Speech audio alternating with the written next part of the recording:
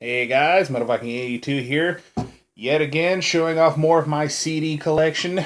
This time around, gonna have a lot of traditional metal with a little bit of doom thrown in.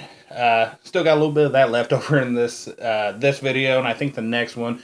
Actually, I think this one is mostly going to be traditional metal, and then the next one I have a little bit of doom sprinkled throughout. So yeah, I'm gonna get started here. Bit of it. First up is a band that I really need to get more of in my collection. I've been slacking on getting their stuff, and I don't know why. That's Manilla Road with Mystification. Awesome band. I don't know why I don't have more in my collection. This is a Spiral Castle. Gates of Fire, which has an amazing cover in my opinion. I absolutely love that album cover. Though this one is probably one of my favorites because, you can tell by my name on here, but this is Voyager. Had to get it because not only because they're a kick-ass band, but the Viking long ship on the front totally sold me there. This is a Metal Mike Schlesiak's Metal for Life from it's actually Pain Museum. Yeah, this guy was in Rob Halford's solo band. He's the guitarist for that. This is I think the only release he's put out so far under that. So I wonder what's up with that. Here's the self-titled from Kill Devil Hill. Not too bad, not too bad. Now these guys are fucking amazing.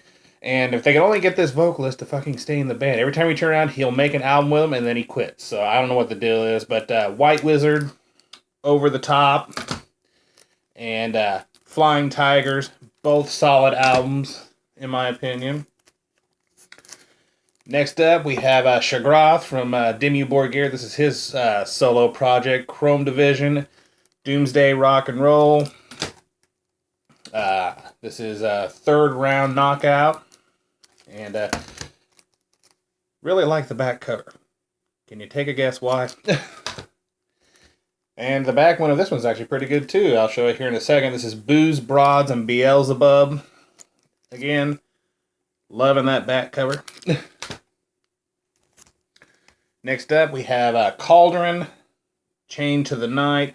I haven't listened to Cauldron in forever. This next one is the last one that I remember buying from them. Burning Fortune.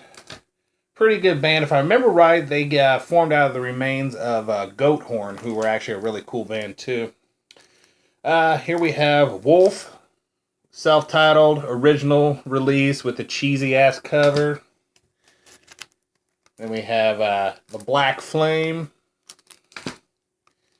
And Ravenous, which Curse You Salem, that is a fucking amazing song. I haven't heard that in, God, I couldn't tell you how long. Next up, Twilight of the Gods, Fire on the Mountain, amazing shit, check that out. As well as this one here, not many people talk about this band, and it's a damn shame because, I mean, if I remember right, this is the only thing they've put out so far, though they're still listed as active. And if you love King Diamond-esque vocals, with the high falsettos and stuff like that, and just, it's really hard to describe, but this is just a fucking amazing album. More people need to own this. This is Ravensthorn, Hauntings and Possessions. Check this out. If you love King Diamond, you would definitely like this, I think. But yeah, more people need to know about Ravensthorn, and they really need to put out a new album, because this one came out in... Oh, doesn't even say on the back. What the hell's up with that? But yeah, I know it came out a long ass time ago. Next up, we have the Metal Queen herself, Doro. Force Majeure. I know a lot of people don't like Doro. I don't know why. I think she's awesome. She's a beautiful woman, got a great voice. This is her self-titled. This is True at Heart. Calling the Wild, Warrior Soul, which was actually the very first album I ever picked up from her. This is Fear No Evil, and Raise Your Fist. Next up, we have Udo with Animal House. This is No Limits. Sorry for the lighting. It seems like it's a little dark. I don't know. Hopefully you guys can see these all right. Thunderball. And Mission Number X or Mission Number 10, however you want to say it. And of course, you know, talking about Udo, you have to mention Accept, Restless and Wild. My personal favorite, Balls to the Wall, even though that cover is very disturbing. I mean, to me, that album is just perfection. I mean, to me, there's not a bad song on this album. In fact, I mean, come on. Of course, the title track, Losing More Than You've Ever Had, Love Child, Losers and Winners, Winter Dreams, great song. Like I said, not a bad song on that album, in my opinion. Then we have Metal Heart, Russian Roulette. This is Objection Overruled. And then we're getting into their latest stuff, Blood of the Nations, the new vocalist, whose name totally escapes me right now. I mean, just totally blanked out on it. Really good replacement. Udo was never Dirk Schneider was never really the best vocalist per se. He's definitely an acquired taste for a lot of people, but when I think of Accept, I usually think, anything with him on vocals, but this guy is a really good replacement. He did an amazing job. And here's Stalingrad. Excuse me. Next up, we have some Grand Magus with Wolf's Return. Really good album. Kingslayer, that was the song that got me into the band. Then we have, Self-Titled. This is Monument. Iron Will. And The Hunt. Next up, should be a couple of bands that have, actually several bands here that are split up now. This one is In Solitude, The World, The Flesh, The Devil, and Sister, their last album. I still need to pick up their debut. This one, I really wish they had not broken up, but then we have Lucifer, which is essentially this band under another name. The Oath, Self-Titled, and it's just a little slipcase to show two females behind the band. And like I said, they are split up, but we did get a new band out of it, and it essentially sounds the same, at least in my opinion, so whatever. Next, we have Angel Witch, Self-Titled, pretty much the only album I'm ever gonna get from them. I picked up their kind of reunion album, and I was bored as fuck with it. I ended up trading it away. I'm really disappointed. Then we have Crocus, Headhunter, good stuff. And then now we have a band that is split up, and it actually, I owned the first album that I'm about to show once before, and I got rid of it because the harsher vocalist really ruined it for me.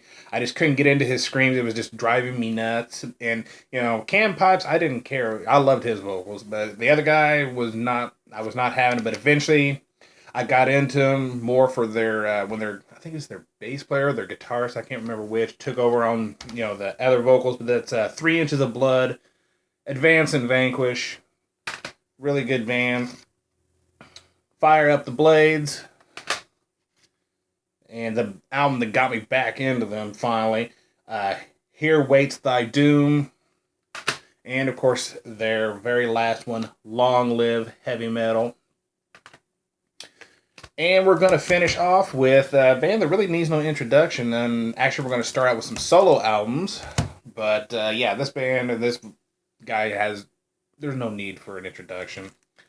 This is Bruce Dickinson, Balls to Picasso, and I don't know if you can see this very well, because like I said, I got really shitty lighting for some reason in this one, but this is a Japanese pressing that I found in a half-price books. I couldn't believe I found a Japanese pressing of Balls to Picasso. And then we have Accident of Birth, and The Chemical Wedding, and his last one that he put out, Tyranny of Souls. So, of course, when you see Bruce Dickinson, you must know I'm going to talk about Iron Maiden, Self-Titled, Killers, Number of the Beast, classic album right there. Peace of Mind, Seventh Son of a Seventh Son, Somewhere in Time, another classic album. And these two are stuck together. Then we have No Prayer for the Dying. Really good album. I mean, it's been a while since I've listened to this one, but yeah, I really dig that one. Then we have, if I can get this all straightened out, Power Slave. And one that, if I remember right, this is actually my nephew Tyler's favorite album, and I can see why, because it's a fucking amazing one. Fear of the Dark. Great album cover. Great album, in my opinion. And the thing is, I do enjoy Maiden. I know I got their latest one, Book of Souls. I got the 2 CD book edition. But I've always been of the opinion that when it comes to heavy metal, and this goes back to when I used to post on metal forums and stuff, we kind of divided into two factions, I guess you could say. And it was, they had the Priest is greater than Maiden, and then the Maiden is greater than Priest. Which basically, which one is the better band? I was the Priest is greater than Maiden, because in my opinion, and this is just my opinion, when it comes to heavy metal, Sabbath created it, Priest perfected it. End of story. Anyway, moving on, we have a real live one. Sorry, I had to go on that little rant there for just a second. Virtual 11. Yeah, we're getting into the iffy territory. That one. Brave New World. Dance of Death, which at first I didn't really care too much for, and it grew on me more and more. The only one that I don't really care for, if I remember right, the only song I didn't really care for is Face in the Sand. Everything else actually grew on me after a while. This one, I just think is, I don't know, too damn long, or, there's something about it. I got bored listening to it, but I still have it for, completeness sake. A Matter of Life and Death. The Final Frontier, really good album. And the last one for this video is Iron Maiden, Made in England, 88. So yeah, that is this part of my collection. Got plenty of more to go. We're just about through at least this particular case that I have, this particular rack, which mostly traditional metal. Eventually, I've got a lot of my thrash and stuff like that kind of boxed up and in the closet just to save space. But, towards the end of my collection videos, you're going to see a whole lot of death metal and black metal. So, yeah, I'm going to save the best for last. So, yeah, until next time, thanks a lot for watching and subscribing. And until next time, stay brutal.